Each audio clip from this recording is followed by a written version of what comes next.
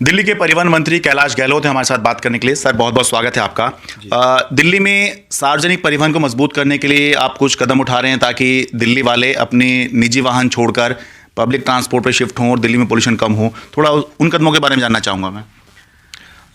देखिए, immediately as a emergency step ताकि frequency बसों की बढ़ जाए और क्योंकि बसों का जो इंडक्शन है, मतलब बसें जब हम रेगुलर प्रोसेस में जोड़ते हैं तो वो एक टाइम कंज्यूमिंग प्रोसेस है। हाँ। लेकिन फ़िलहाल बसें तुरंत जोड़ने के लिए हमने प्राइवेट ऑपरेटर्स जो हैं उनसे बात की है। कल हमारी ऑलरेडी मीटिंग हो चुकी है, तो 1000 बसें हम तुरंत जो भी रेट सेटल हैं, पहले भी हमने, आपको याद हो, ऑड इवन के टाइम भी हमने इस प्रकार से बसें हायर की थी, तो उसको हमने तुरंत कर लिया है।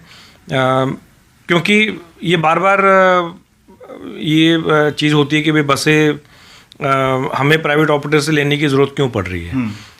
आपको याद होगा कि 1000 बसें डीटीसी के बेड़े में जोड़ने की सारी जो अनुमति, अप्रूवल्स, कैबिनेट डिसीजन, टेंडर से लेके L1 सेलेक्ट करने से लेके 1000 बसें, और हमने वर्क ऑर्डर भी इशू कर दिया था, वर्क अवार्ड भी कर दिया था। वो 1000 बसें जो हैं, आपको मतलब दिल्ली वासियों को तो पता है सबको, वो रोकी किसने? वो बीजेपी ने रोकी।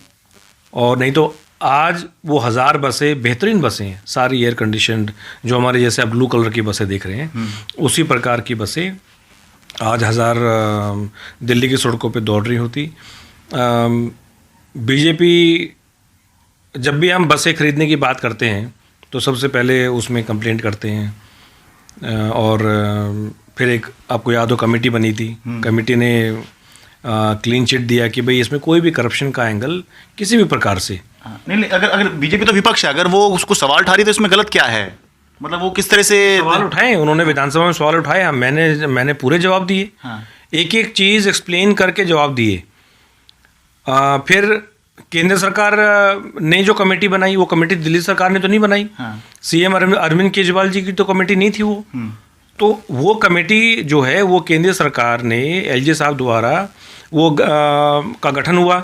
उसमें हर एक एंगल से 2-3 हफ्तों में सारी चीज़ें देखी। उस कमेटी ने, ये कमेटी का क्या पाया? कमेटी ने मेनली जो मुख्य रूप से 2 चीज़ कही। एक तो भाई इसमें किसी भी प्रकार से कोई करप्शन का एंगल नहीं है, किसी की इंटेंशन नहीं है, किसी भी अधिकारी की, किसी भी ऑफिसर की, या और कहीं भी उस प्रकार से कोई मटेरियल जो लैप्सेस है वो नहीं है। अगर कुछ छोटी मोटी चीज़ें हैं वो बोनाफाइड मिस्टेक्स हैं। जब आप इतना बड़ा टेंडर करते हैं, और ये कोई हम जब बसें खरीदने की बात करते हैं तो आप लिमिटेड मैन्युफैक्चरर्स हैं पूरे देश में। और पूरे देश में मैं क्यों कह रहा हूँ? क्योंकि दिल्ली में हम जब बसें खरीदने की बात करते हैं तो हम कोई भी साधारण बस नहीं खरीद सकते। नंबर 1, वो बस लो फ्लोर ही होनी चाहिए। अच्छा। नंबर 2, वो CNG ही होनी चाहिए। नंबर 3, उसमें और सारी चीज़ें जो हमारी जो हमने रूल्स फ्रेम किए हुए हैं। हाँ। उसमें वुमेन सेफ्टी के लिए पैनिक बटन होना चाहिए, उसमें अलग अलग जगह CCTV होने चाहिए। हाँ।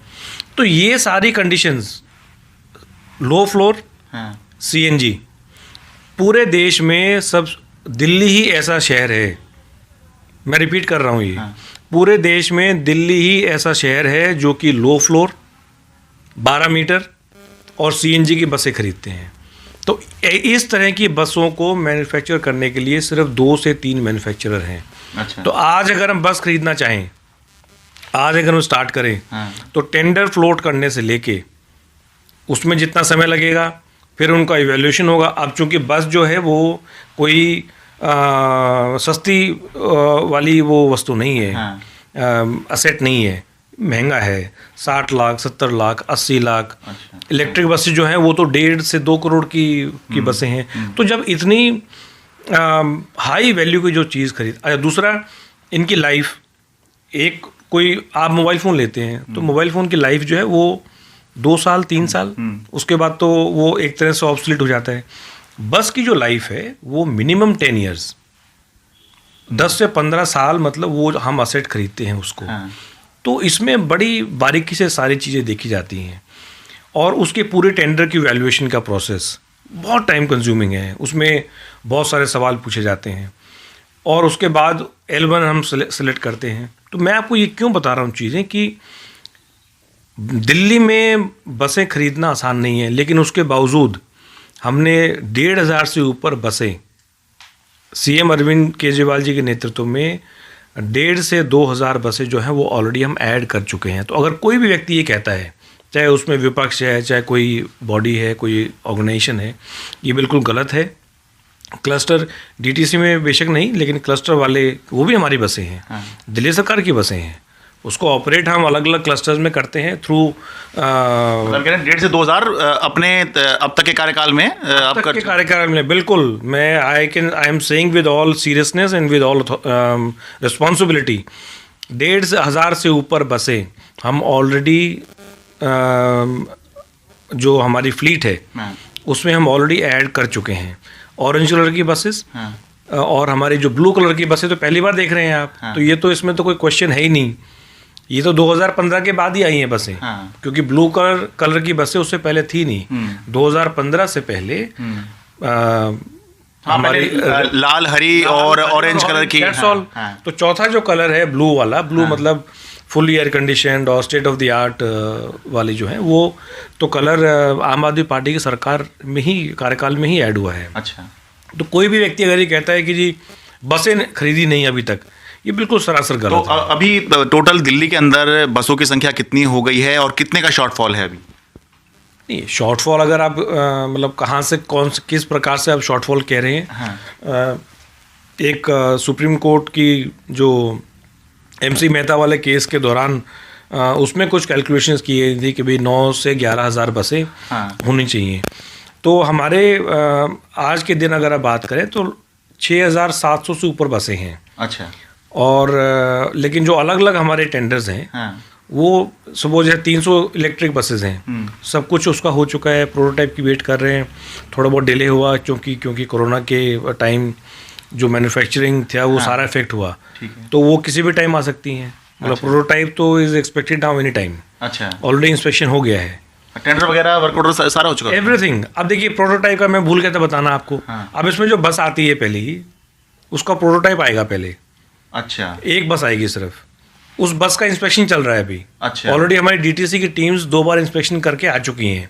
उसमें कुछ जो कमियां मिली, मैन्युफैक्चरर को नोटिस दिया कि भाई इसमें ये कमियां हैं अभी। अच्छा, तो पहले प्रोटोटाइप आएगा, उसको देखकर फिर आप अप्रूव करेंगे, बाकी फिर वो आगे बनाएंगे। पहले प्रोटोटाइप का जहां भी मैन्युफैक्चरिंग यूनिट है उसका वहां इंस्पेक्शन होता है। अच्छा। दिल्ली सरकार की टीम वहां जाती है। अच्छा। उसको इंस्पेक्ट करती है कि भाई क्या ये बस हमारी टेंडर की जो कंडीशंस हैं, एक टेंडर की कंडीशंस हैं, दूसरा जो मोटर व्हीकल एक्ट के अंडर भी बहुत सारी कंडीशंस होती हैं कि बस जो है वो इस तरह का प्रकार, क्योंकि सारा मुद्दा जो है वो पैसेंजर की सेफ्टी से जुड़ा हुआ है। ठीक है। तो उसका वहाँ मैन्युफैक्चरिंग जहाँ भी कंपनी का यूनिट है वहाँ पहले हमारी डीटीसी या ट्रांसपोर्ट डिपार्टमेंट की टीम जाती है, उसका वहाँ इंस्पेक्शन होता है, उसमें देखा जाता है, कोई भी कमी मिलेगी उसको नोटिस दिया जाएगा। फिर उसको कुछ समय देना पड़ता है, भाई इन कमियों को दूर करें। अब ऑलरेडी 2 बार इंस्पेक्शन हो चुका है। अच्छा। 3rd इंस्पेक्शन पेंडिंग है, मे बी अराउंड 10 डेज के बाद। उसके बाद जब वो प्रोटोटाइप अप्रूव हो जाएगा तो वो प्रोटोटाइप मतलब एक वही बस जैसी हमें ऑर्डर में मिलेगी, तो एक बस जो है फिर वो यहाँ चलेगी। फिर उसका चलने के टाइम उसका दोबारा उसका एक तरह से इंस्पेक्शन, और हम बड़ी बारीकी से देखेंगे कि ये बस उसमें कुछ चेंजेस चाहिए होंगे तो आगे आप बता देंगे उसके आधार पर। बिल्कुल। ठीक है, तो 300 तो इलेक्ट्रिक बस आप कह रहे हैं कि प्रोसेस में है। वो तो प्रोसेस में नहीं, वो तो सब कुछ हो चुका है। We are only waiting for the delivery now. अच्छा, ठीक है। सिर्फ डिलीवरी डिपोज भी तैयार हो गए हैं। ठीक है, 300 तो अब चूंकि इलेक्ट्रिक बसेज हम के साथ साथ एक बहुत बड़ा जो इम्पोर्टेंट इशू होता है डिपो को तैयार करना। आपको याद हो जब CNG आई थी तो सब बसेज डिपोज में CNG की लाइन डाली गई थी। वो भी चाहिए। अब हमें इलेक्ट्रिक डिपो को तैयार करने के लिए पावर बड़ी, क्योंकि इतनी सारी बसें जो हैं वो मतलब 4 MVA का कहीं कनेक्शन चाहिए। वो बड़ी ग्रिड से आता है। उसके लिए अलग से सड़क खोद के मोटी केबल जो है वो डाली जाती है, क्योंकि पतली और लो केबल होगी तो वो फूक जाएगी फिर। तो उसकी तैयारी चल रही है। हमारे रोहिणी मुंडेला जो है वो डिपोज ऑलरेडी तैयार हैं। बल्कि गोइंग अहेड हमने अपने सारे डिपोज का इलेक्ट्रिफिकेशन जो है वो चालू ऑलरेडी कर दिया है, प्रोसेस चालू कर दिया, क्योंकि मिनिमम हमें लगभग 6 से 1 साल 1.5 साल का समय, अगर बड़ा डिपो है और बड़ी ग्रिड से तार आनी है तो उसमें 1.5 साल। छोटा डिपो है, 100 बस का डिपो है, तो 100 बस के डिपो को तैयार करने के लिए लगभग हमें 6 महीने उसको तैयार करने में लग जाते हैं। तो ये तो इलेक्ट्रिक बस हो गई। और सीएनजी बस की बात थी कि 1000 सीएनजी बस के लिए बस आने वाली थी। तो वो तो मैंने बताया कि वो तो बीजेपी ने रोक दी। जब वो कमेटी ने क्लीन चिट दिया, तो फिर वो अब चूंकि सारी एजेंसीज मैंने तो बार बार कहा है, विधानसभा में कहा था कि भाई जितनी भी एजेंसीज हैं, चाहे दिल्ली पुलिस है, चाहे सीबीआई, वो सारी केंद्र सरकार के अधीन है। तो ठीक है, आप ये कह रहे हैं कि लगभग 1300 बसें जो हैं 1000 सीएनजी की और 300 इलेक्ट्रिक वाली, ये अभी अलग अलग उसमें चाहे 1000 वाली फंसी हुई हैं जांच वगैरह में, और 300 की डिलीवरी का इंतजार कर रहे हैं इलेक्ट्रिक बसों का। और आपको याद हो, पीछे एक हफ्ते पहले कैबिनेट ने अप्रूव किया है लगभग 200 बसें सीएनजी की लो फ्लोर। अच्छा। उनका अब सिर्फ we are waiting for the delivery. अच्छा। इसी तरह लगभग 1 महीने पहले हमने फिर दोबारा कैबिनेट से, ये टेंडर हम अलग अलग टाइम पे करते आ रहे हैं। आई थिंक वो भी अराउंड 200 बसें थी। तो अलग अलग स्टेजेस पे इलेक्ट्रिक बसेस जो हमारे क्लस्टर में है, उसके टेंडर ऑलरेडी फ्लोट किए हुए हैं हमने। अच्छा, ठीक है। तो टोटल जो हमारा लगभग 3 से 4 हज़ार नई बसों का, मैंने बाकायदा ये सब आप लीडिंग न्यूज़पेपर ने भी कवर किया था आर्टिकल्स, लगभग 3 से 4 हज़ार हमारी नई बसें इलेक्ट्रिक बसेस का अलग अलग स्टेजेस में है। सीएनजी की कुछ बसें की फॉर्मेलिटी सारी पूरी हो चुकी हैं। मैंने आपको 200-400 बसें तो ये गिनवा दी। ऐसे ही लगभग 400 बसों के सीएनजी के टेंडर्स भी ऑलरेडी फ्लोट हो रखे हैं। तो अगर कोई ये कहता है कि दिल्ली सरकार एक भी बस लेके नहीं आई या दिल्ली सरकार सीरियस नहीं है बसों को लाने में, ये बिल्कुल सरासर गलत है, सफ़ेद झूठ है ये। और मैं समझता हूँ कि जिस प्रकार से 1000 जो बसें डीटीसी के बेड़े में अभी तक जुड़ चुकी होती, उसमें state of the art buses हम जो बोलते हैं, लो फ्लोर एसी, उसमें पैनिक बटन, सीसीटीवी कैमरास, ये सारी चीज़ें, अगर मेरे ख्याल से एक कारण जो वो बसें जो हैं वो नहीं आई, तो वो ये है कि बीजेपी नहीं चाहती कि बसें आएँ, दिल्ली वासियों को सुविधा अच्छी मिले, और वो दिल्ली वासियों को बार बार उस चीज़ की सज़ा देते रहते हैं कि भाई आम आदमी पार्टी को क्यों चुना। चलिए, एक आखिरी सवाल, जो कमीशन है एयर क्वालिटी मैनेजमेंट का, वो ये कह रहा है कि पीयूसी जो है वो आप चेक कीजिए और पेट्रोल पंप पे चेक कीजिए, जिससे कि सड़कों पर जो है भीड़ ना लगे, ये निर्देश है उसका।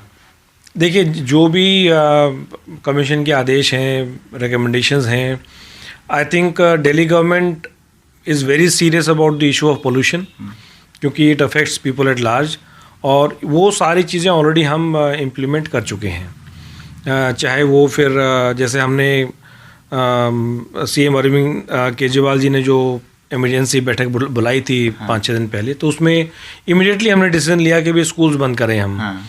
कंस्ट्रक्शन, आप सोचिए दिल्ली में पूरा कंस्ट्रक्शन वर्क आज बैन है। बैन है इसमें।